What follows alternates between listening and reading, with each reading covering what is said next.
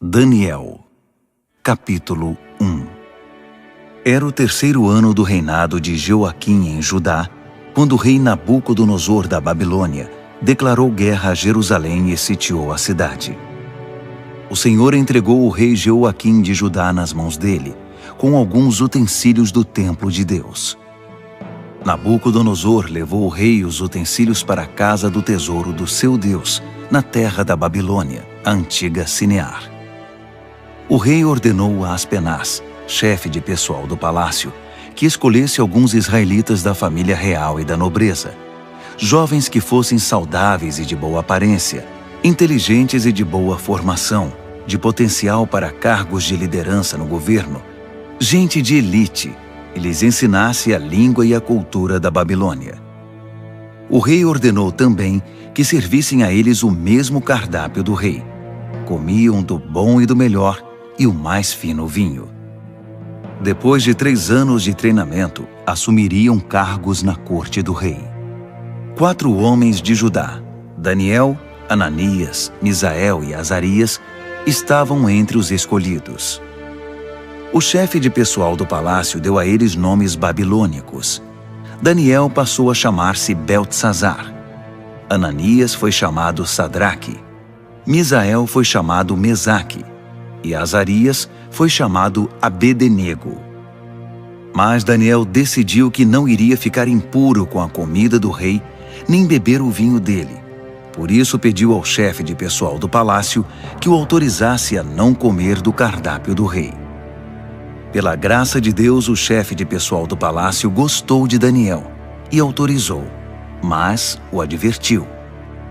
Tenho medo que meu senhor, o rei, possa fazer. Foi ele quem determinou esse cardápio.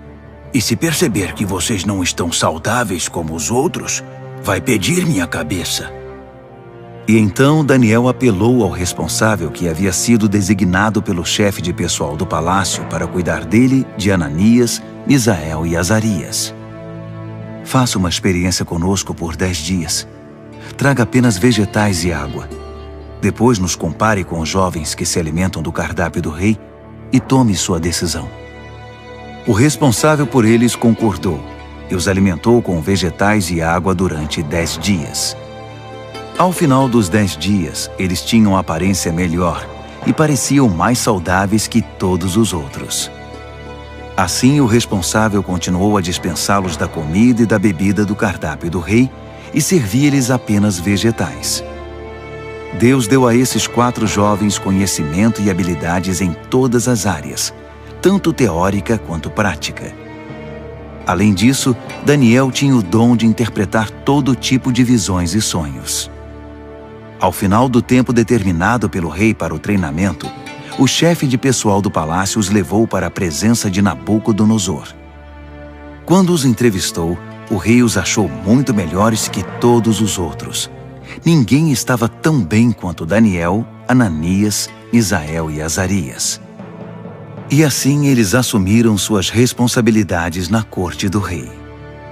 Sempre que o rei os consultava sobre qualquer assunto, teórico ou prático, eles se mostravam 10 vezes melhores que todos os magos e encantadores do reino juntos.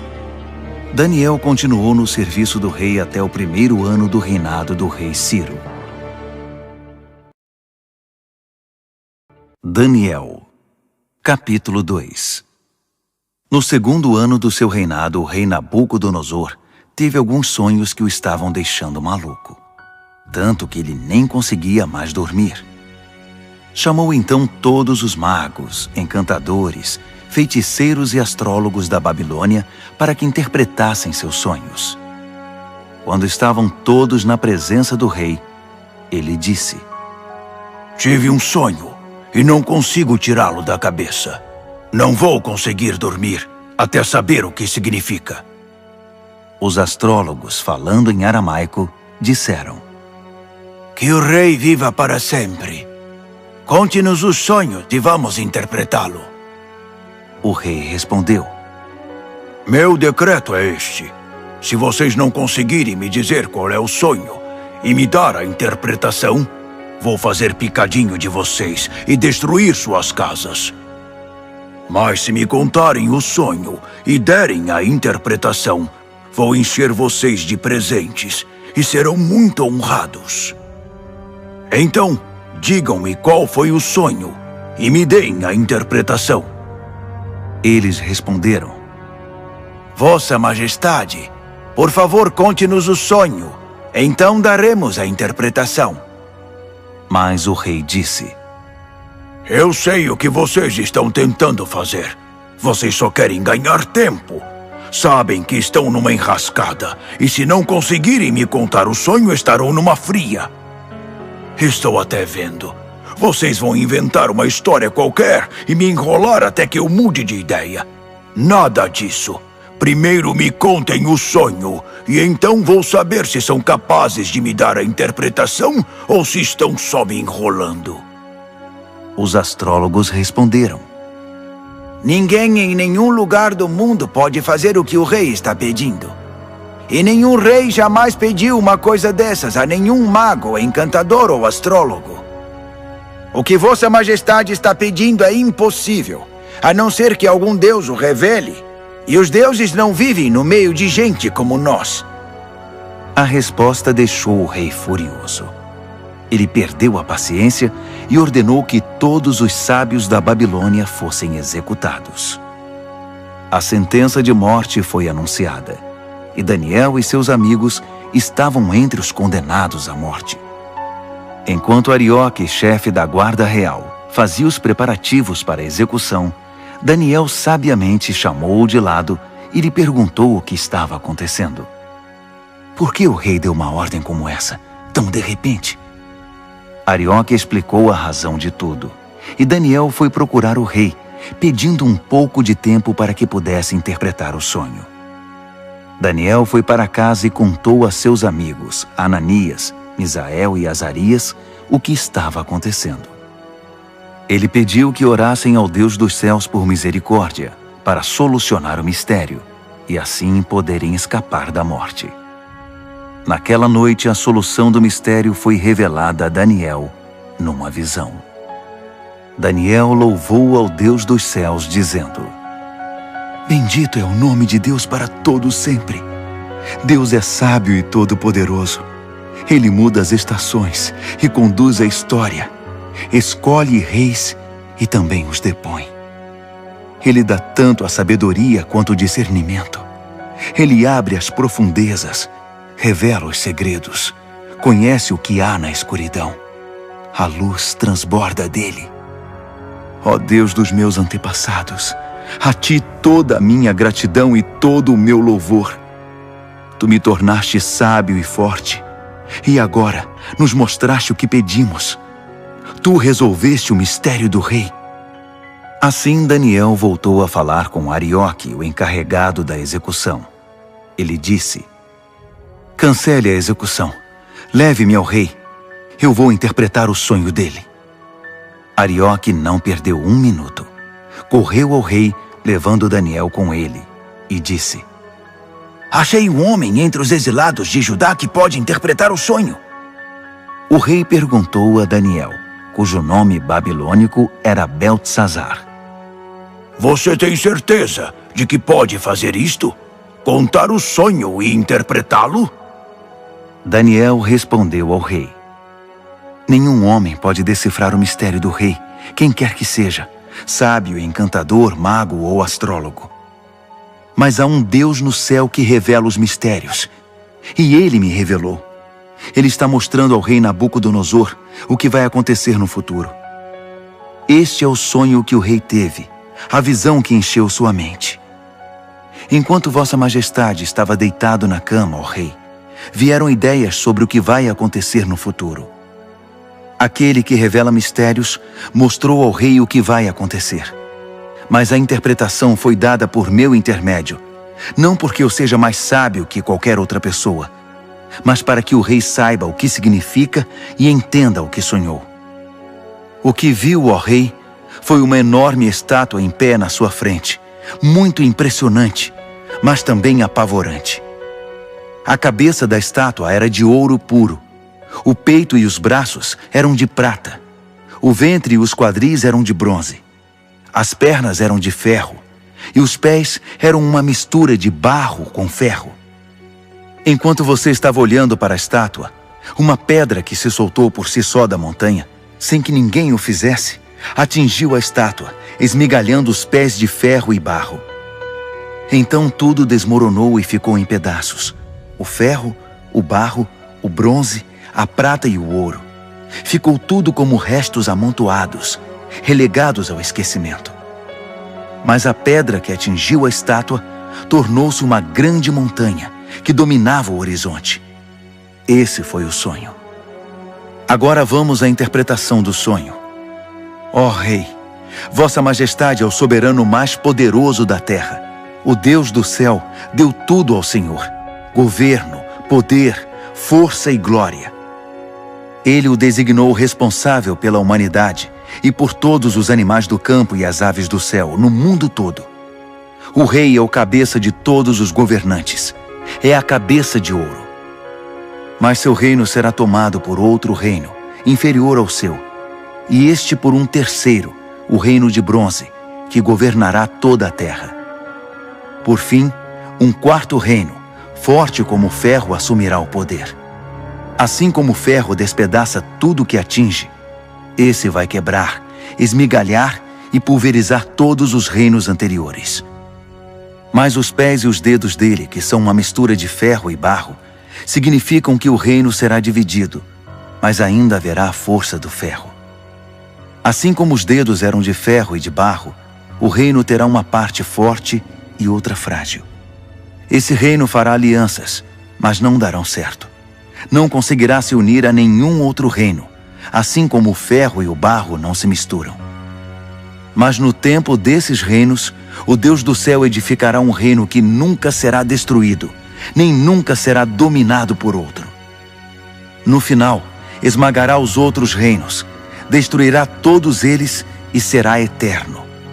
Será como a pedra que se soltou por si só da montanha, sem que ninguém o fizesse, que esmigalhou o ferro, o bronze, o barro, a prata e o ouro. O grande Deus fez o rei saber o que vai acontecer no futuro.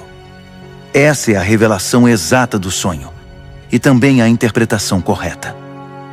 Quando Daniel terminou, o rei Nabucodonosor, perplexo, prostrou-se com o rosto no chão diante de Daniel. Ele ordenou uma oferta de sacrifícios e de incenso em honra a Daniel e declarou: Seu Deus realmente é o Deus de todos os deuses, o Senhor de todos os reis, e Ele revela todos os mistérios. E eu sei, porque você decifrou o mistério. Então o rei promoveu Daniel a um elevado cargo no reino. Encheu-o de presentes e o empossou como governador de toda a província da Babilônia e chefe de todos os sábios da Babilônia. A pedido de Daniel, o rei designou Sadraque, Mesaque e Abednego para postos administrativos em toda a Babilônia, enquanto Daniel permaneceu no palácio real. Daniel, capítulo 3. O rei Nabucodonosor construiu uma estátua de ouro com 27 metros de altura e 2,70 metros de largura. Ele a ergueu na planície de Dura, na província da Babilônia. Em seguida ordenou a todos os líderes importantes da província que comparecessem à cerimônia de dedicação da estátua. Todos vieram para a cerimônia e tomaram seus lugares diante da estátua que Nabucodonosor havia erguido. Um arauto apareceu e proclamou em voz alta: Atenção, todos! Ouçam vocês de todas as raças, cores e crenças! Quando ouvirem o som da trombeta, do pífaro, da cítara, da harpa, do saltério e da flauta dupla, dobrem os joelhos e adorem a estátua de ouro que o rei Nabucodonosor ergueu. E quem não se ajoelhar, não adorar a estátua, não importa quem seja, será lançado imediatamente na fornalha. O som começou a tocar. Todos os instrumentos musicais da Babilônia, E gente de todas as raças, cores e crenças dobraram os joelhos e adoraram a estátua de ouro que o rei Nabucodonosor havia erguido. Foi então que os astrólogos da Babilônia se manifestaram e acusaram os judeus. Eles disseram ao rei Nabucodonosor: Que o rei viva para sempre. Vossa Majestade deu ordens severas para que, ao ouvir o som tocar, deveríamos nos ajoelhar e adorar a estátua de ouro, e quem não o fizesse seria jogado na fornalha. Mas os judeus, Sadraque, Mesaque e Abednego, a quem o rei designou cargos elevados na província da Babilônia, ignoraram a ordem, ó rei. Eles não respeitam os nossos deuses e se negam a adorar a estátua de ouro que mandou erguer. Furioso, o rei Nabucodonosor ordenou que Sadraque, Mesaque e Abednego fossem trazidos. E quando eles chegaram, Nabucodonosor perguntou: Sadraque, Mesaque e Abednego, é verdade que vocês não respeitam meus deuses e se negam a adorar a estátua de ouro que mandei erguer? Vou dar a vocês uma segunda chance, mas a partir de agora, quando o som começar a tocar, vocês devem se ajoelhar e adorar a estátua. E se não o fizerem, serão jogados numa fornalha e ponto final. E que Deus vai livrá-los de mim? Sadraque, Mesaque e Abednego responderam: Sua ameaça não nos assusta. Se nos jogar na fornalha, o Deus que servimos pode nos salvar, não só da fornalha, como de qualquer outra coisa. E mesmo que ele não o faça, não importa, ó rei. Ainda assim, não vamos servir aos seus deuses, nem adorar a estátua de ouro que mandou erguer. Nabucodonosor estava prestes a explodir de tanta raiva. Imediatamente ordenou que a fornalha fosse aquecida 7 vezes mais que o normal e que alguns homens fortes do seu exército os amarrassem e os jogassem na fornalha. Sadraque, Mesaque e Abednego, com os pés e mãos amarrados e vestidos em suas roupas, foram jogados na fornalha extremamente quente. Por causa da ordem do rei, a fornalha estava tão quente que só as chamas foram suficientes para matar os homens que carregaram Sadraque, Mesaque e Abednego, e eles acabaram caindo fornalha dentro. De repente, o rei Nabucodonosor levantou-se num salto e perguntou: Não jogamos 3 homens com os pés e as mãos amarrados? Responderam os homens. Isso mesmo, senhor! Exclamou o rei. Vejam, estou vendo 4 homens andando para lá e para cá no fogo, e eles estão bem. E o 4º homem parece um filho dos deuses. Não é possível.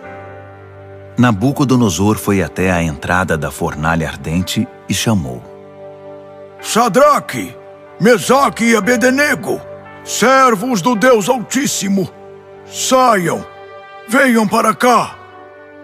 E Sadraque, Mesaque e Abednego saíram do meio do fogo. Todos os líderes do governo e os conselheiros do rei se reuniram para examiná-los e viram que o fogo não havia causado nenhum arranhão nos 3, nem um fio de cabelo queimado, nem cheiro de fumaça na roupa deles. Nabucodonosor exclamou: Bendito seja o Deus de Sadraque, Mesaque e Abednego! Ele enviou seu anjo e salvou seus servos. Eles confiaram no seu Deus a ponto de ignorar as ordens do rei e arriscaram sua vida, mas não serviram nem adoraram outros deuses. Por isso decreto: todo, de qualquer lugar, cor, raça ou crença, que disser alguma coisa contra o Deus de Sadraque, Mesaque e Abednego, será despedaçado, e sua casa será destruída. Nunca houve um Deus que salvasse como esse. Então o rei promoveu Sadraque, Mesaque e Abednego na província da Babilônia. Daniel, capítulo 4.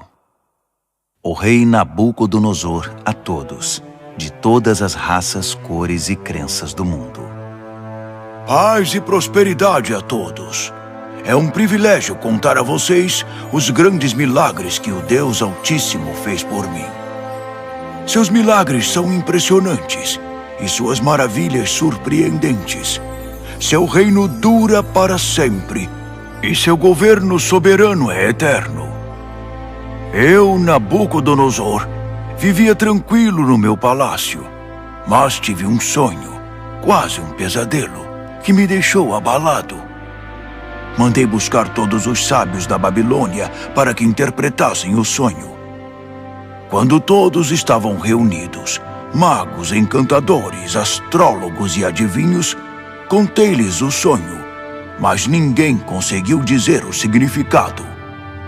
Mas veio Daniel, um homem cheio do Espírito Santo divino, e contei a ele o sonho.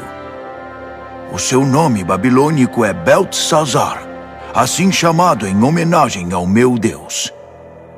Beltesazar, eu disse, chefe dos magos, sei que você é um homem cheio do Espírito Santo divino e que não há mistério que você não consiga desvendar. Ouça este sonho que eu tive e interprete-o para mim. Isto foi o que vi deitado na minha cama. Havia uma grande árvore no centro do mundo. Eu olhei e a árvore cresceu, tornando-se maior ainda. Seu topo alcançava o céu e era visto de todos os lugares da terra. Suas folhas eram belas e seus frutos fartos, produzindo comida suficiente para todos. Os animais se abrigavam debaixo dela e as aves faziam ninhos nos galhos. Todo mundo dependia dela. E enquanto eu ainda estava deitado, vi também isto. Um anjo desceu do céu e ordenou: derrubem a árvore, cortem seus galhos, arranquem suas folhas e espalhem seus frutos. Caçem os animais que estão debaixo dela e espantem os pássaros de seus galhos, mas deixem o toco e as raízes presos com ferro e bronze junto à relva do campo. Deixem que ele seja molhado pelo orvalho do céu e se alimente de capim com os animais. Que ele perca a mente humana e seja como um animal, e assim seja até que se passe 7 tempos. Os anjos anunciam esse decreto, as santas sentinelas trazem essa sentença, para que todos que vivem saibam que o Deus Altíssimo tem domínio sobre os reinos dos homens. Ele conduz tudo conforme seu querer, e de gente simples faz poderosos. Isso é o que eu, rei Nabucodonosor, sonhei. Beltesazar, agora é sua vez de interpretar o sonho para mim. Ninguém entre os sábios da Babilônia conseguiu ver sentido algum nele, mas tenho certeza de que você pode interpretá-lo, pois é cheio do Espírito Santo divino. Daniel, Beltesazar, ficou tão apavorado por um momento que nem conseguia falar. Disse o rei: Beltesazar, fique calmo. Não deixe que o sonho e a interpretação o assustem. Disse Beltesazar: meu senhor, gostaria que esse sonho fosse sobre seus inimigos e a interpretação para seus adversários. A árvore que você viu e que cresceu e ficou tão alta que o topo alcançava o céu, visível dos 4 cantos da terra. A árvore de folhagem viçosa e fartos frutos, suficiente para todos. A árvore sob a qual os animais buscavam refúgio e na qual as aves faziam seus ninhos. É o Senhor, ó Rei. Vossa Majestade é a árvore. Você cresceu e ficou forte. Sua Majestade atinge o céu e seu governo se estende aos 4 cantos da terra. E os anjos que desciam do céu proclamando: derrubem a árvore, destruam-na, mas deixem o toco e suas raízes na terra, presos com ferro e bronze junto à relva do campo.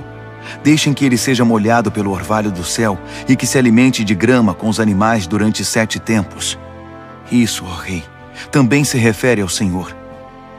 Significa que o Deus Altíssimo proclamou uma sentença contra o rei. Será tirado do convívio dos homens e viverá com os animais. Se alimentará de capim como os bois e se molhará com o orvalho do céu. Isso durará 7 tempos, e o Senhor aprenderá que o Deus Altíssimo tem o domínio dos reinos dos homens e conduz tudo conforme seu querer. A parte sobre o toco da árvore e suas raízes que são deixados significa que seu reino ainda será devolvido depois que o Senhor reconhecer que é Deus quem tem domínio sobre tudo. Portanto, ó rei, aceite meu conselho. Abandone seus pecados e comece a viver diferentemente. Deixe essa vida de maldades, viva com justiça e cuide dos necessitados e desamparados. Só assim o Senhor continuará a viver tranquilo. Tudo isso aconteceu ao rei Nabucodonosor. Passados apenas 12 meses, ele estava andando pela sacada do Palácio Real na Babilônia e, de repente, exclamou orgulhoso: Olhe para tudo isto. É a grande Babilônia. E eu a construí sozinho, como capital do meu reino para minha honra e glória.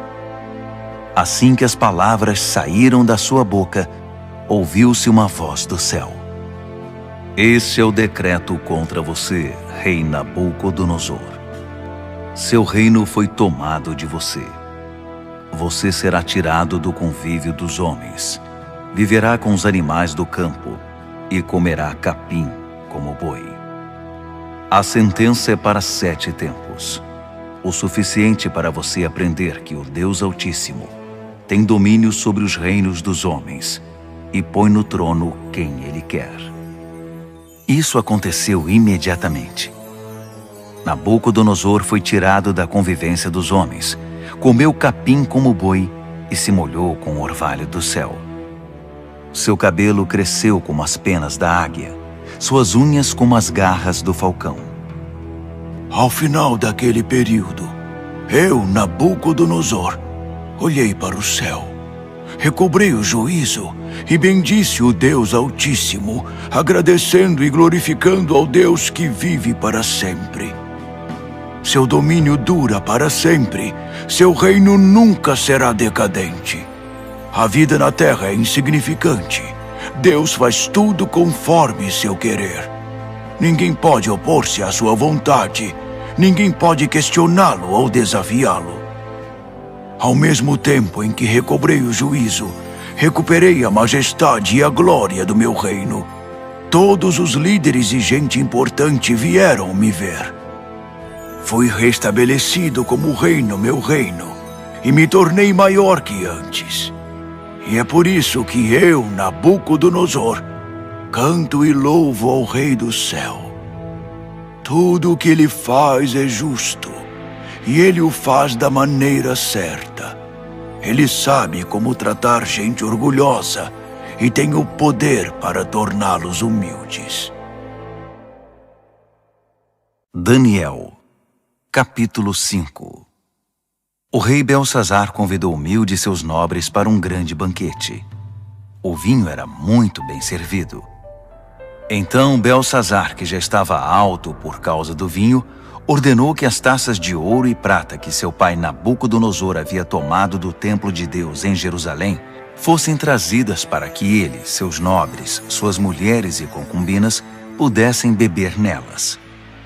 Quando as taças de ouro e prata foram trazidas, o rei, os nobres e aquelas mulheres começaram a usá-las. Beberam seu vinho e, já bêbados, louvaram seus deuses de ouro, prata, bronze, ferro, madeira e pedra. Naquele exato momento, os dedos de uma mão humana apareceram e começaram a escrever na parede rebocada do palácio, na parte mais iluminada. Quando o rei viu a mão escrevendo na parede, ficou pálido, muito assustado. Suas pernas ficaram bambas, tremiam sem parar, e os joelhos batiam um no outro. Ele gritou para que chamassem os encantadores, os astrólogos e os adivinhos, e prometeu: Quem conseguir ler esta escrita na parede e me disser o que significa, será famoso e rico. Ganhará um manto de púrpura e uma bela corrente de ouro, e será o terceiro mais importante do reino. Todos tentaram, mas ninguém conseguiu enxergar um sentido nas palavras escritas na parede. Ninguém conseguia entender o que estava escrito, muito menos interpretá-lo. Então o rei ficou apavorado, pálido, em completo estado de choque. Os nobres também estavam em pânico. A rainha soube que o rei e os nobres estavam em estado de choque e veio ao salão do banquete. Ela disse: "Que o rei viva para sempre. Não se assustem, não fiquem aí sentados pálidos desse jeito. Há um homem no reino que é cheio do Espírito Santo divino. Durante o reinado do seu pai, ele ficou conhecido pelo seu brilho intelectual e por sua sabedoria espiritual. Ele era tão capaz que seu pai, o rei Nabucodonosor, fez dele o chefe de todos os magos, encantadores, adivinhos e astrólogos. Não havia ninguém como ele. Ele conseguia fazer qualquer coisa: interpretar sonhos, decifrar mistérios, explicar enigmas. Seu nome é Daniel, mas o rei mudou o nome dele para Beltesazar. Mande chamar Daniel. Ele vai ler o que está escrito aí." Assim Daniel foi chamado. O rei perguntou: "Você é Daniel, que foi um dos exilados que meu pai trouxe de Judá? Já ouvi falar que você é cheio do Espírito Santo, tem uma mente brilhante e é incrivelmente sábio. Os sábios e encantadores foram trazidos aqui para ler esta escrita na parede e interpretá-la, mas nenhum deles conseguiu ler nada. Mas ouvi dizer que você interpreta sonhos e decifra mistérios. Então, se você conseguir ler e interpretar, será um homem famoso e rico. Ganhará o manto de púrpura e uma bela corrente de ouro, e será o terceiro mais importante do reino." Daniel respondeu ao rei: "Pode ficar com os presentes ou dá-los a outra pessoa. Mas vou ler a escrita para o rei e interpretar seu significado. Ouça, ó rei, o Deus Altíssimo deu a seu pai Nabucodonosor um grande reino e uma gloriosa reputação. Deus o fez muito poderoso, e pessoas de todos os lugares, de toda raça, cor ou crença, se sentiam intimidadas por ele. Ele as matava ou poupava, como e quando queria. Promovia ou humilhava as pessoas como bem desejava. Então Deus o humilhou e o privou de todo o poder. Ele foi tirado do convívio dos homens e passou a viver como animal. Comeu capim como boi e se molhou com o orvalho do céu até aprender esta lição: que o Deus Altíssimo tem domínio sobre os reinos dos homens e põe no trono quem ele quer. Você é filho dele, sabe de tudo isso, mas é tão arrogante quanto ele no seu pior momento. Olhe para você mesmo. Quer competir com o Senhor do céu? Você mandou buscar as taças sagradas do templo dele só por farra, para que o Senhor, seus nobres, suas mulheres e concubinas pudessem beber nelas. O rei usou as taças sagradas para brindar seus deuses de prata e ouro, de bronze e ferro, de madeira e pedra, deuses cegos, surdos e mudos. Mas tratou com desprezo o Deus vivo, que tem a sua vida nas mãos, desde o nascimento até a morte. Deus enviou a mão que escreveu na parede, e o que está escrito é: Mene, Tekel e Peres. E este é o significado dessas palavras. Mene, Deus contou os dias do seu governo, e suas contas são negativas. Tekel, você foi pesado na balança e está em falta. Peres, seu reino foi dividido e entregue aos medos e persas. Beltesazar fez o que havia prometido. Vestiu o manto de púrpura em Daniel, colocou uma bela corrente de ouro em seu pescoço e o promoveu a terceiro mais importante do reino. Naquela mesma noite, o rei Beltesazar da Babilônia foi morto. Dario, o Medo, tinha 62 anos quando o sucedeu como rei. Daniel, capítulo 6. Dario reorganizou seu reino. Ele designou 120 governadores para administrar todas as províncias do reino. Sobre eles havia 3 ministros, e um deles era Daniel. Os governadores se dirigiam aos ministros, que tinham a responsabilidade de manter tudo em ordem. Mas Daniel era cheio de vitalidade e tinha uma inteligência tão superior aos outros ministros e governadores que o rei decidiu designá-lo responsável por todo o reino. Os ministros e governadores se reuniram para ver se descobriam algum ponto fraco de Daniel que pudesse usar contra ele, mas não conseguiram nada. Ele era exemplar e absolutamente confiável. Não conseguiram achar nenhuma evidência de negligência ou má conduta. Após inúmeras tentativas, desistiram e disseram: Nunca vamos descobrir nada contra esse Daniel, a não ser que inventemos alguma acusação e tramemos algo contra ele. Assim, os ministros e governadores tramaram contra ele e foram ao rei dizer: Rei Dario, que viva para sempre! Nós, ministros, governadores e todos os principais oficiais, nos reunimos e concordamos em que o rei deveria promulgar o seguinte decreto: durante os próximos 30 dias, ninguém deve orar a nenhum outro deus ou homem exceto ao rei. Qualquer um que desobedecer será lançado na cova dos leões. Promulgue esse decreto ao rei e assine-o para que seja revogável, com inscrição em pedra, conforme todas as leis dos medos e dos persas. E o rei Dario assinou o decreto. Daniel soube que esse decreto havia sido promulgado, mas continuou a orar como sempre fazia.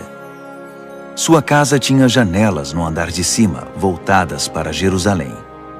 3 vezes ao dia, ele se ajoelhava ali em oração, agradecendo e louvando a Deus. Os conspiradores vieram e o viram orando, pedindo a ajuda de Deus. Imediatamente foram ao rei e o lembraram do decreto. O rei não assinou uma lei proibindo qualquer pessoa de orar a qualquer deus ou homem, exceto ao rei durante 30 dias? E qualquer pessoa que fosse apanhada fazendo isso seria jogada na cova dos leões? O rei confirmou. Com certeza, como inscrição em pedra, conforme todas as leis dos medos e dos persas. Então eles disseram: Daniel é um dos exilados judeus. Ignora sua ordem e desafia sua lei. Ele ora 3 vezes ao dia. O rei ficou desconcertado e tentou de todas as formas livrar Daniel da complicação em que o havia colocado. Ele pensou nisso o dia todo. Mas os conspiradores voltaram. Lembre-se, ó rei, é uma lei conforme todas as leis dos medos e dos persas. Irrevogável. O rei cedeu e ordenou que Daniel fosse trazido e jogado na cova dos leões. Mas ele disse a Daniel: Seu Deus, a quem você é tão leal, vai livrar você desta situação. Uma pedra foi colocada sobre a entrada da cova. O rei selou a pedra com seu anel e com os anéis de todos os seus nobres, porque não podia ser revogado. O rei voltou para o palácio, mas não comeu nem conseguiu dormir. Passou a noite preocupado. Ao romper do dia, ele se levantou e foi depressa à cova dos leões. Quando chegou perto, chamou o aflito: Daniel, servo do Deus Altíssimo! Será que seu Deus, a quem você serve tão fielmente, livrou você dos leões? Daniel respondeu: Que o rei viva para sempre! Meu Deus enviou seu anjo que fechou a boca dos leões para que não me fizessem nenhum mal. Fui considerado inocente diante de Deus e também diante do Senhor, ó rei, pois não fiz mal algum ao Senhor. Quando o rei ouviu essas palavras, ficou muito feliz.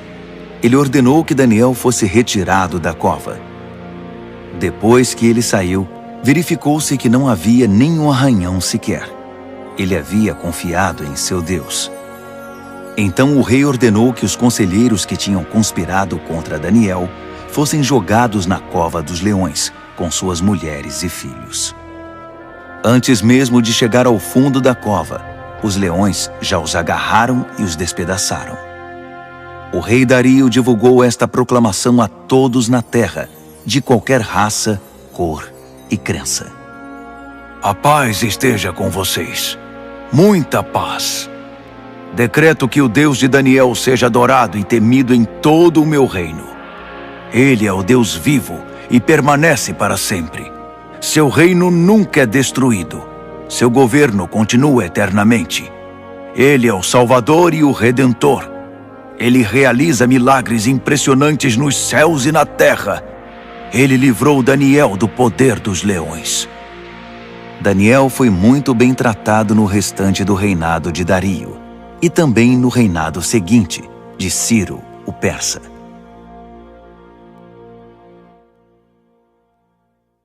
Daniel, capítulo 7. No primeiro ano do rei Belsazar da Babilônia, Daniel teve um sonho. O que ele viu enquanto dormia o apavorou. Um verdadeiro pesadelo.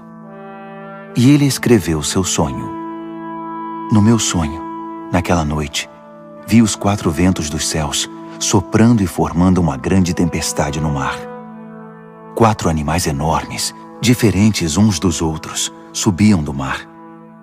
O primeiro animal parecia um leão, mas tinha asas de águia.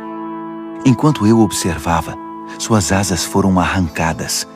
Ele foi levantado e ficou de pé como um homem. Em seguida, deram-lhe um coração humano. Depois vi um segundo animal, que parecia um urso.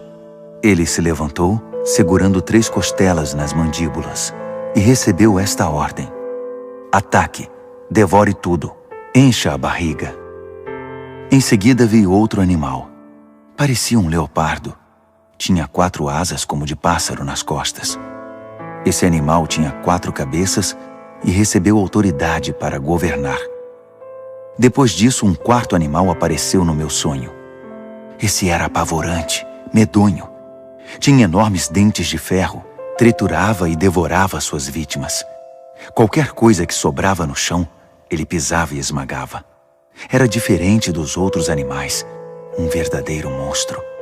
E tinha 10 chifres. Enquanto eu observava os chifres, tentava imaginar o que significavam. Nasceu nele outro chifre, mas este era pequeno. 3 dos chifres que já tinha foram arrancados para dar lugar a ele. Havia olhos humanos no pequeno chifre e uma boca grande que falava com arrogância. Enquanto eu observava tudo isso, tronos foram estabelecidos e um ancião tomou seu lugar. Suas roupas eram brancas como a neve, o cabelo alvo como a lã. Seu trono estava envolto em chamas. As rodas brilhavam intensamente. Um rio de fogo jorrava do trono. Milhares de milhares o serviam. Milhões o atendiam. Pediu-se silêncio no tribunal e os livros foram abertos. Continuei observando. O chifre pequeno falava com arrogância e enquanto eu observava, o monstro foi morto e seu corpo foi lançado no fogo. Os outros animais viveram ainda algum tempo, mas não fizeram nada, não tinham poder para governar. Meu sonho continuou. Então vi alguém, um filho de homem, chegando no meio de nuvens. Ele se aproximou do ancião e foi apresentado a ele. Ele recebeu poder para governar, toda a glória da realeza. Todas as raças, cores e crenças lhe serviram e o adoraram. Seu reinado será para sempre, não terá fim. Seu governo real nunca será destruído. Mas quanto a mim, Daniel, fiquei perturbado. As visões me deixaram apavorado. Por isso eu me aproximei de alguém que estava perto e perguntei o significado de tudo aquilo. E ele me deu a interpretação. Esses 4 animais enormes, disse ele, significam 4 reinos que aparecerão na terra. Mas a certa altura, o povo santo do Deus Altíssimo receberá o reino e o manterá para sempre. Sim, para sempre. Mas eu queria saber mais. Estava curioso sobre o 4º animal, aquele que era tão diferente dos outros, o monstro medonho com os dentes de ferro e garras de bronze, que engolia o que despedaçava e pisoteava tudo o que via pela frente. E eu queria saber também a respeito dos 10 chifres e do chifre pequeno que nasceu, ocupando o lugar de 3 dos primeiros chifres. Esse novo chifre tinha olhos e com sua boca grande falava de forma arrogante, dominando os outros chifres. observei que esse chifre fazia guerra contra o santo povo de Deus e levava vantagem sobre eles. Mas o ancião interveio e decidiu a favor do povo do Deus Altíssimo. No final, o povo santo de Deus assumiu o controle do reino. A pessoa que estava perto de mim explicou: o quarto animal é o quarto reino que aparecerá na terra. Será diferente dos 3 primeiros, um reino monstruoso que devorará e pisoteará todos à sua volta. Os 10 chifres são 10 reis, um após o outro, que procederão desse reino. Mas então, outro rei aparecerá. Ele será diferente dos reis anteriores. Começará derrubando os outros reis e blasfemando contra o Deus Altíssimo. Ele perseguirá os seguidores do Deus Altíssimo e tentará eliminar a adoração sagrada e a prática da justiça. O santo povo de Deus será perseguido por ele durante um tempo, 2 tempos e meio tempo. Mas quando for feito silêncio no tribunal, o chifre não terá mais o seu poder e será destruído definitivamente. O governo real, a autoridade e a glória de todos os reinos debaixo do céu serão entregues ao povo do Deus Altíssimo, e esse governo durará para sempre. Todos os outros governantes irão servir e prestar obediência a ele. O sonho acabou assim, e eu, Daniel, continuei chocado, como alguém que tinha acabado de ver um fantasma, mas guardei tudo para mim. Daniel, capítulo 8. No 3º ano do reinado de Belsazar, eu, Daniel, tive outra visão. Era a 2ª visão. Nessa visão, eu me vi em Suzã, a capital da província de Elão, diante do canal Ulai. Ao olhar em volta, fiquei surpreso de ver um carneiro diante de mim. O carneiro tinha 2 chifres enormes, um maior que o outro, mas o chifre maior foi o último a aparecer. Fiquei observando enquanto o carneiro avançava, primeiro para o oeste, depois para o norte e então para o sul. Nenhum animal conseguia enfrentá-lo. Ele fazia o que queria e, todo arrogante, posava de rei dos animais. Enquanto eu observava, tentando entender o significado de tudo aquilo, vi também um bode que tinha um enorme chifre no meio da testa. Ele vinha do oeste e percorreu toda a terra, sem tocar o solo uma única vez. O bode aproximou-se do carneiro de 2 chifres que eu tinha visto antes diante do canal e o atacou ferozmente. Observei enquanto ele, louco de raiva, atacava o carneiro. A violência era tanta que ele lhe quebrou os 2 chifres. O carneiro não conseguiu resistir. O bode o derrubou e o pisoteou. Nada pôde salvar o carneiro. Então o bode tornou-se cada vez mais arrogante, e no auge do poder, seu chifre imenso se quebrou, e 4 outros chifres enormes surgiram no lugar, apontando para o norte, o sul, o leste e o oeste. De um desses grandes chifres surgiu outro chifre pequeno, mas o seu poder cresceu até atingir o sul e o leste, e a querida terra prometida. Cresceu tanto que atingiu as estrelas, o exército celestial, e lançou algumas delas na terra e as pisoteou. Ele ousou até desafiar o poder de Deus, o príncipe do exército celestial. Ele acabou com a adoração diária e profanou o santuário. Como castigo pelos seus pecados, o santo povo de Deus também foi atacado por ele. O chifre desprezou a verdade de Deus. Extremamente arrogante, dominou tudo o que via pela frente. Naquele momento ouvi 2 anjos conversando. O primeiro perguntou: quanto tempo vai durar isso? Sem adoração diária, esse castigo devastador pelo pecado? E o povo de Deus e o santuário vão continuar sendo desprezados e pisoteados? O outro respondeu: um período de 2.300 tardes e manhãs. Então, o santuário será restaurado.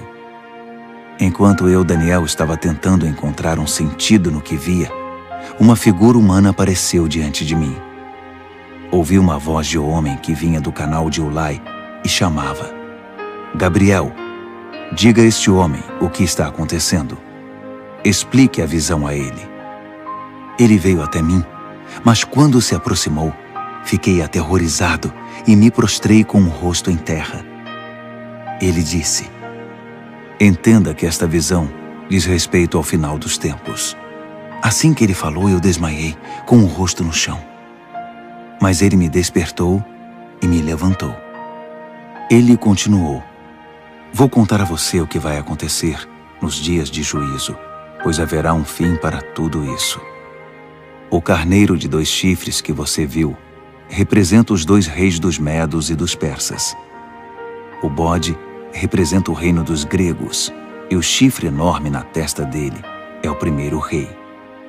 Os 4 chifres que surgiram no lugar dele, depois que foi quebrado, são os 4 reis que virão depois dele, mas sem o mesmo poder. Quando o reinado deles estiver no fim e as rebeliões se intensificarem, surgirá um rei cruel, um mestre da maldade. Seu poder aumentará imensamente. Ele será arrogante, de fala autoritária, fazendo exatamente o que quer. Derrubará poderosos e santos por todos os lados. Suas ações criminosas vão se multiplicar. E como vão? Ele vai achar que é invencível e vai se livrar de todos os que cruzarem seu caminho. Mas quando enfrentar o príncipe dos príncipes, será esmigalhado, mas não por mãos humanas. A visão das 2.300 tardes e manhãs é precisa, mas confidencial. Então, mantenha-a em segredo. Refere-se ao futuro distante. Eu, Daniel, acabado, esgotado por alguns dias, finalmente encontrei forças para voltar ao trabalho e tratar dos negócios do rei. Mas continuei apavorado com a visão, pois não conseguia entender coisa alguma. Daniel, capítulo 9. Dario, filho de Xerxes, da linhagem dos Medos, tornou-se rei da Babilônia. No primeiro ano do seu reinado, eu, Daniel, meditava nas Escrituras, e de acordo com a mensagem do Eterno ao profeta Jeremias, Jerusalém teria de ficar em ruínas durante 70 anos. Recorri ao Senhor Deus em busca de uma resposta. Orava com dedicação e sinceridade. Jejuava, vestia pano de saco e me ajoelhava nas cinzas. Derramei meu coração e abri minha alma para o Eterno, meu Deus. Ó Senhor, grande e soberano Deus, Tu nunca falhas em cumprir a Tua aliança. Nunca desistes daqueles que Te amam e obedecem ao que ordenas. Mas nós pecamos de todas as formas possíveis. Cometemos pecados terríveis, fomos rebeldes, enganamos e pegamos atalhos para fugir dos Teus caminhos. Fizemo-nos de surdos diante dos Teus servos, os profetas, que pregaram Tua mensagem aos nossos reis e líderes, aos nossos pais e a todo o povo da terra. Tu fizeste tudo certo, Senhor, mas tudo o que temos a apresentar é culpa e vergonha, todos nós, o povo de Judá, os cidadãos de Jerusalém, Israel no exílio e em todos os lugares por onde fomos espalhados, por ter Te traído. Ah, sim, fomos envergonhados publicamente, todos nós, nossos reis, líderes, pais, diante do mundo. Mas foi bem merecido, por causa do nosso pecado. A Tua compaixão é nossa única esperança, ó Senhor, o nosso Deus, porque na nossa rebeldia abrimos mão dos nossos direitos. Não prestamos atenção em Ti quando nos disseste como deveríamos viver, nem obedecemos ao ensinamento proclamado por Teus servos, os profetas. Todos nós em Israel optamos por Te ignorar. Desprezamos Tuas instruções para fazer apenas o que era do nosso agrado. E agora estamos pagando por isso. A maldição expressa claramente na revelação feita a Moisés, servo de Deus, agora está fazendo efeito entre nós. É o salário do nosso pecado contra Ti. Fizeste a nossos governantes o que prometeste fazer. Trouxeste desgraça sobre nós em Jerusalém, a pior já registrada. E como estava escrito na revelação de Deus a Moisés, a catástrofe foi total. Nada foi poupado. Nós nos mostramos obstinados no nosso pecado, sem nunca considerar tuas orientações, ignorando tuas advertências. Assim, com razão, deixaste que a desgraça viesse sobre nós com tudo. Tu, ó Eterno, tens todo o direito de fazer isso, pois nós te ignoramos de maneira persistente, com muita culpa no cartório. Ó Senhor, Tu és nosso Deus, pois livraste teu povo da terra do Egito numa grande demonstração de poder. O povo ainda fala nisso.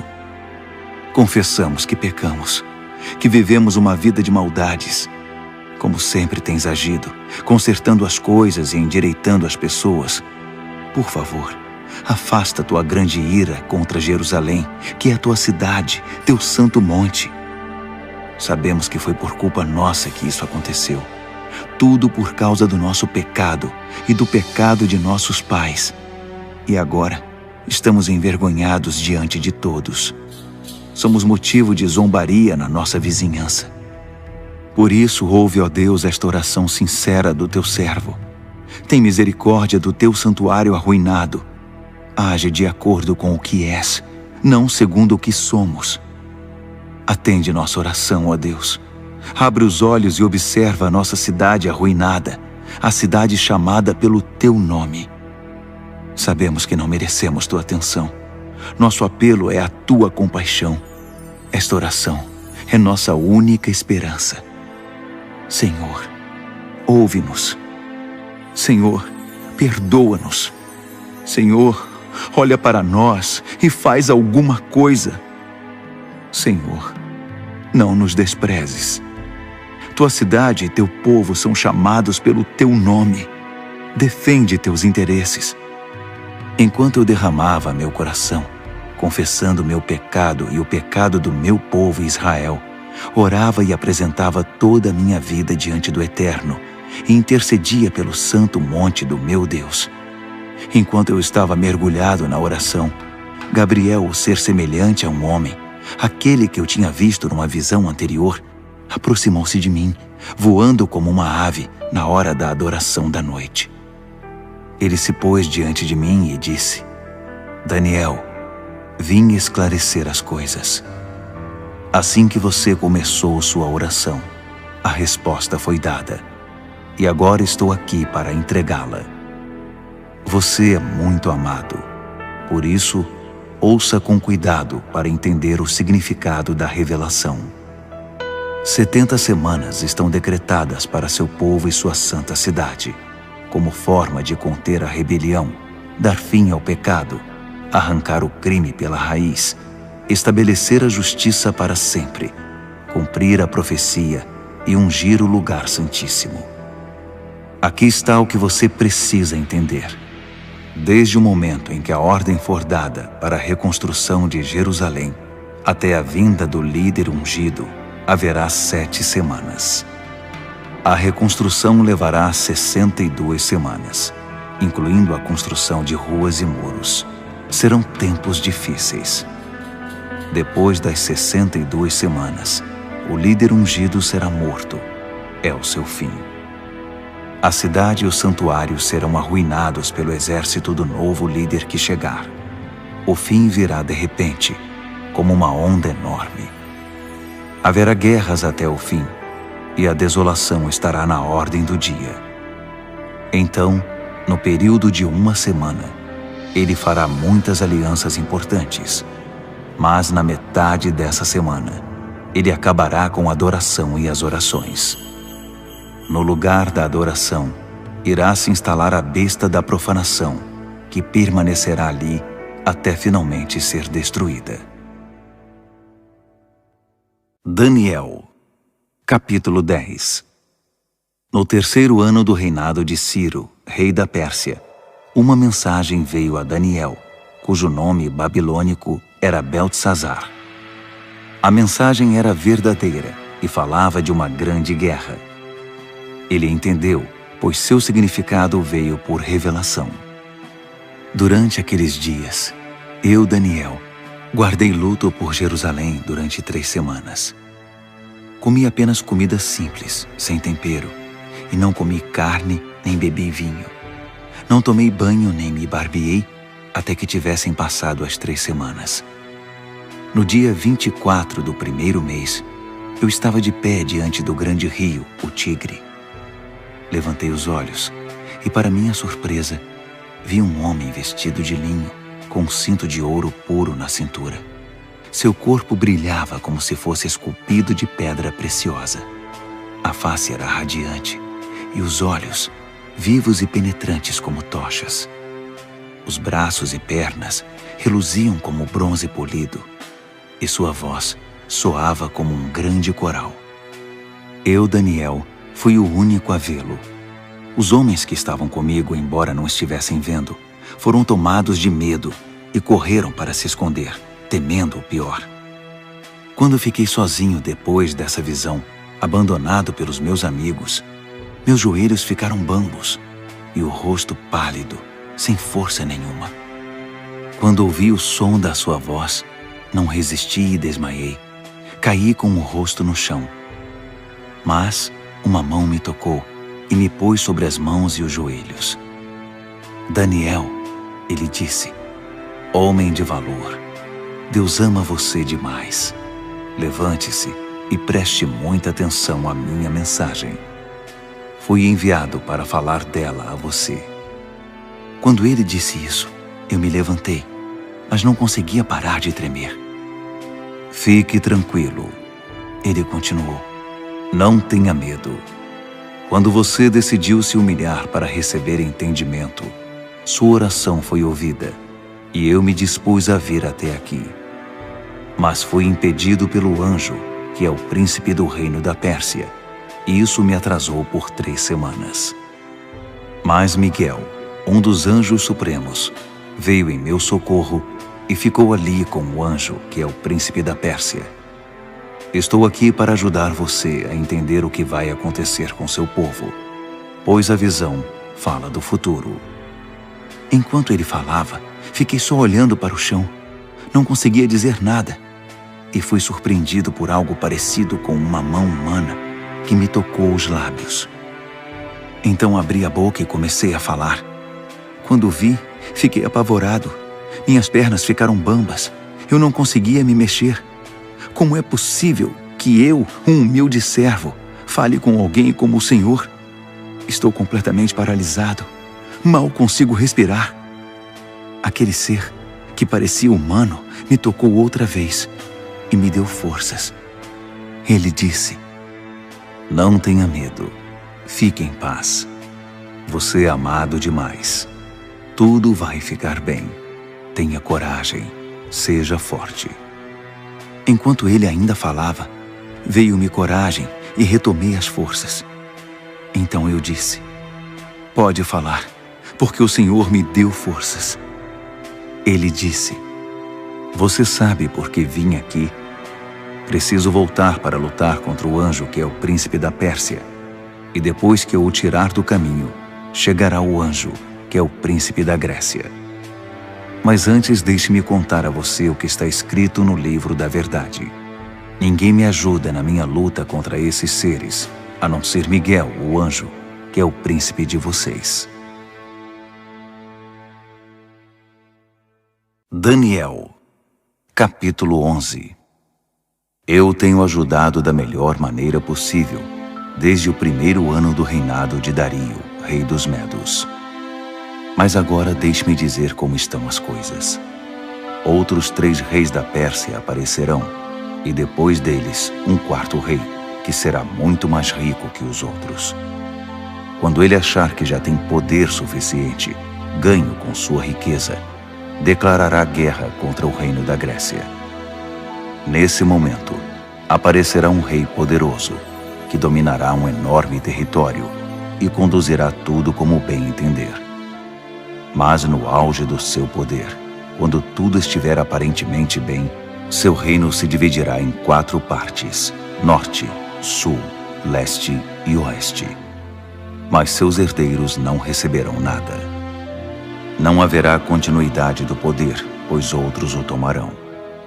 Em seguida, o rei do sul se fortalecerá, mas um dos seus príncipes será mais forte que ele e governará um território ainda maior. Depois de alguns anos, os dois se tornarão aliados, e a filha do rei do sul se casará com o rei do norte, para consolidar o acordo. Mas a influência dela enfraquecerá, e seu filho não sobreviverá. Ela, seus servos, seu filho e seu marido serão traídos. Algum tempo depois, alguém da família real aparecerá e assumirá o trono. Ele assumirá o comando do exército, invadirá o norte e alcançará grande vitória. Ele tomará os deuses de metal deles e todos os utensílios de ouro e prata que os acompanham e os levará para o Egito. Passado algum tempo, o rei do norte se recuperará e invadirá a terra do rei do sul, mas não terá sucesso. Terá de bater em retirada. Mas seus filhos formarão um exército gigante e descerão como uma inundação, um ataque impetuoso sobre as defesas do sul. Furioso, o rei do sul sairá e enfrentará o rei do norte, que estará à espera com seu enorme exército, mas, apesar disso, será derrotado. Enquanto os cadáveres são tirados do campo, o rei, com muita sede de sangue, sairá massacrando dezenas de milhares. Mas sua vitória não vai durar muito, pois o rei do norte reunirá um exército ainda maior que o anterior, e depois de alguns anos, voltará à batalha com inúmeros soldados, muito arsenal e provisões inesgotáveis. Naqueles dias, muitos outros se engajarão na batalha contra o rei do sul. Revoltosos do seu próprio povo, embriagados por sonhos de poder, se ajuntarão a eles, mas acabarão frustrados. Quando o rei do norte chegar, fará rampas de cerco e conquistará a cidade fortificada. Os exércitos do sul serão despedaçados diante dele. Nem mesmo suas famosas tropas de choque conterão o agressor. Ele entrará todo arrogante, como se fosse o dono de tudo. Ele se apossará da linda terra e se instalará aí. Depois, prosseguirá para ter controle total. Fará um tratado de paz e até dará sua filha em casamento ao rei do sul, parte de uma trama para destruí-lo de vez. Mas o plano será um fiasco, não será bem sucedido. Mais tarde, voltará sua atenção para as regiões costeiras e fará inúmeros prisioneiros. Mas um general intervirá e dará um basta às suas ameaças. Quem metia medo ficará amedrontado. Ele voltará para casa e passará a cuidar dos próprios negócios. Mas a essa altura já estará acabado, e logo já não se ouvirá mais falar dele. Ele será sucedido por um perdedor, já com seu governo, sua reputação e sua autoridade em frangalhos. Por isso não durará muito, sairá da história rapidamente, sem nem mesmo ter lutado. Seu lugar será preenchido por um sujeito desprezado e desprezível. Mas ele surpreenderá todos, saindo como que do nada e se apossando do reino. Ele avançará como um rolo compressor, e até o príncipe da aliança será esmagado. Depois de negociar um cessar-fogo, ele violará as condições. Que traidor! Com alguns poucos comparsas, assumirá o controle total. Ele invadirá as províncias mais ricas, quando elas menos esperarem. Ultrapassará todos seus antepassados. Prenderá e saqueará. Viverá com seus amigos num luxo desmedido. Ele fará planos contra as cidades fortificadas, mas não será por muito tempo. Ele ajuntará um grande exército muito bem armado para combater o rei do sul. Em resposta, o rei do sul manterá seu exército, ainda maior, a postos, pronto para a batalha. Mas não será capaz de sustentar essa condição por muito tempo, em razão das intrigas nas próprias fileiras. Sua corte estará minada por tramas e conspirações.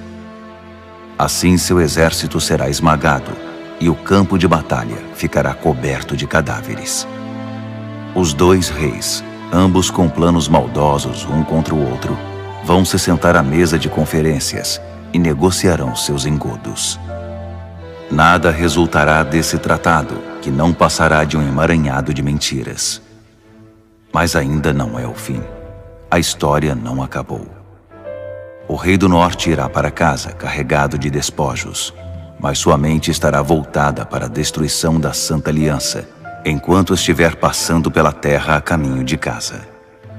1 ano mais tarde, ele comandará nova invasão ao sul, mas a segunda invasão não será como a primeira. Quando os navios romanos chegarem, ele dará meia volta e retornará para casa. Mas ao passar pela terra, seu ódio contra a Santa Aliança será despertado. Ele fará acordo com todos os que se dispuserem a trair a Santa Aliança, tomando o partido deles. Suas forças entrarão marchando e profanarão o santuário e a cidadela. Eles irão banir a adoração diária, substituindo-a pela besta da profanação.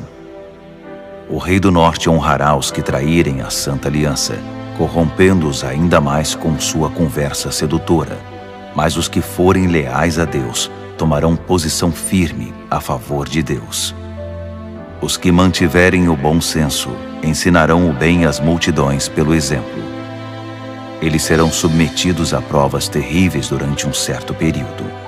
Alguns serão mortos, outros queimados, alguns exilados, outros roubados.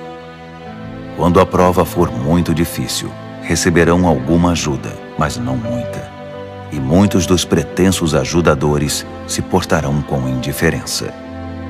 A provação refinará e purificará os que mantiverem o bom senso e permanecerem leais, porque há ainda mais por vir. Enquanto isso, o rei do norte estará agindo sem impedimento. Ele se levantará a uma posição superior à de qualquer deus, e até mesmo ousará desafiar o Deus dos deuses. Por um tempo isso será tolerado, até que se complete esse tempo de juízo, pois o que foi decretado precisa ser cumprido. Ele não terá respeito algum pelos deuses dos seus antepassados, nem mesmo pelo Deus predileto das mulheres. Desprezando qualquer deus, o rei do norte se inchará de orgulho e se achará maior que todos eles. Ele chegará a ponto de desprezar o Deus dos santos, e no lugar em que Deus é adorado, colocará em exibição, com generoso ornamento de prata, ouro e pedras preciosas, um Deus novo, do qual nunca se ouviu falar. Marchando sob a bandeira desse Deus estranho, ele atacará as principais fortalezas. Promoverá todos os que seguirem esse Deus, dando a eles cargos importantes e recompensando-os com concessões de terras. Na conclusão dessa história, o rei do sul o enfrentará, mas o rei do norte se lançará contra ele como um furacão, com seus carros e cavalos e uma grande frota de navios, e varrerá tudo que estiver no seu caminho. Ao entrar na linda terra, as pessoas cairão diante dele como peças de dominó. Só Edom, Moabe e alguns amonitas escaparão. Ele vai avançar, dominando país após país. Nem o Egito escapará. Ele confiscará o ouro, a prata e todos os bens valiosos do Egito. Os líbios e os etíopes cairão com ele. Mas nesse momento, relatos perturbadores virão do norte e do leste e o farão entrar em pânico. Furioso, ele se apressará em suprimir a ameaça. Mas assim que armar suas tendas entre o mar Mediterrâneo e o Monte Santo, inúmeras tendas reais, ele encontrará seu fim. E não haverá uma alma viva por perto para ajudá-lo. Daniel, capítulo 12. Esse será o momento quando Miguel, o grande anjo, que é o príncipe defensor do seu povo, entrará em cena. Será um tempo de desgraça, a pior desgraça que o mundo já conheceu. Mas seu povo será salvo da desgraça, todos os que tiverem o nome escrito no livro. Uma grande multidão, composta daqueles que já morreram e foram sepultados, acordará. Alguns para a vida eterna, outros para a vergonha eterna. Homens e mulheres que viveram de forma sábia e justa brilharão como a noite sem nuvens, repleta de estrelas. E os que conduziram outras pessoas ao caminho certo brilharão como estrelas para sempre. Este é um relato confidencial, Daniel, para seus olhos e ouvidos somente. Mantenha-o em segredo. Guarde o livro fechado à chave até o final. Nesse ínterim, haverá uma busca frenética para se tentar entender o que está acontecendo. Enquanto eu, Daniel, ouvia tudo isso, apareceram 2 seres, um do lado do rio em que eu estava e o outro do outro lado.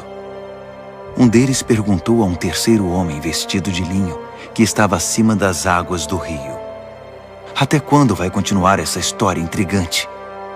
O homem vestido de linho, que estava acima das águas do rio, levantou as mãos para o céu. Ouvi quando ele jurou solenemente pelo Eterno que seria um tempo, 2 tempos e meio tempo, e que quando o opressor do povo santo fosse derrubado, a história chegaria ao seu final. Ouvi tudo isso claramente, mas não entendi. Por isso perguntei: Senhor, pode me explicar isso? Continue a fazer o que está fazendo, Daniel. Ele disse: a mensagem é confidencial e será guardada a chave até o fim, até que tudo chegue à sua conclusão. O povo será purificado e renovado, mas os maus continuarão sendo maus, sem ter a menor ideia do que está acontecendo. Já os que viverem de forma sábia e justa entenderão tudo. A partir do momento em que a adoração diária for abolida do templo e a besta da profanação for introduzida no seu lugar, vão se passar 1290 dias. Abençoados os que persistirem pacientemente durante os 1335 dias. E você prossiga em sua jornada, sem ficar ansioso ou preocupado. Fique tranquilo. Quando tudo tiver passado, você se levantará para receber sua recompensa.